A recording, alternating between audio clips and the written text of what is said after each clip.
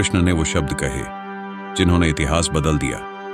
कर्ण, तुम कुंती के पुत्र हो। कर्ण की आंखें फैल गईं, उसका शरीर कांप उठा।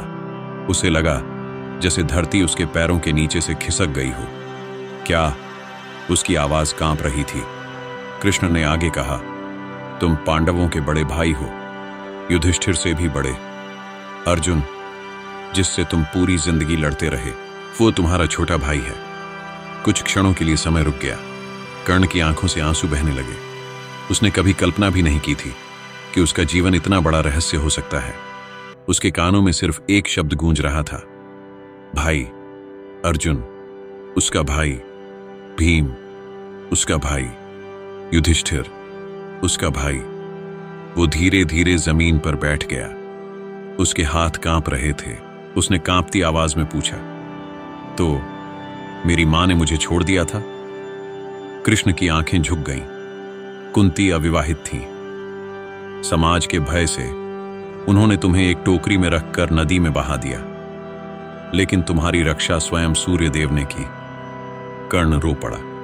पहली बार इतना महान योद्धा बच्चे की तरह रो रहा था, क्योंकि उस क्षण उसे अपने सारे सवालों का जवाब मिल चुका था। क्यों उसे हमेशा अलग महसूस होता था? क्यों उसके भीतर राजाओं जैसा तेज था? क्यों भाग्य हमेशा उसे अधूरा महसूस कराता था? क्योंकि वो वास्तव में अधूरा था। उससे उसका परिवार छीन लिया गया था। काफी देर तक वहां सिर्फ सन्नाटा रहा। फिर कृष्ण उसके पास बैठे और बोले, कर्ण, अभी भी सब बदल सकता है। चलो मेरे साथ, पांडव तुम्हें अपनाएंगे। हस्तिनापुर का सिंहासन तुम्हारा होगा। युधिष्ठिर तुम्हारे चरण छुएंगे। भीम तुम्हें गले लगाएगा। और अर्जुन, कृष्ण कुछ क्षण रुके, अर्जुन तुम्हें अपना बड़ा भाई कहेगा। यह सुनकर कर्ण की आंखों से आंसू और तेज बहने लगे।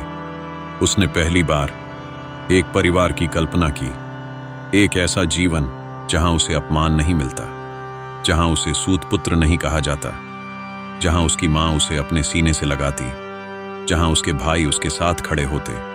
कुछ पल के लिए कर्ण का मन टूट गया। उसे लगा, काश ये सत्य उसे बचपन में मिला होता तो शायद उसका जीवन अलग होता। लेकिन तभी उसके मन में एक चेहरा उभरा।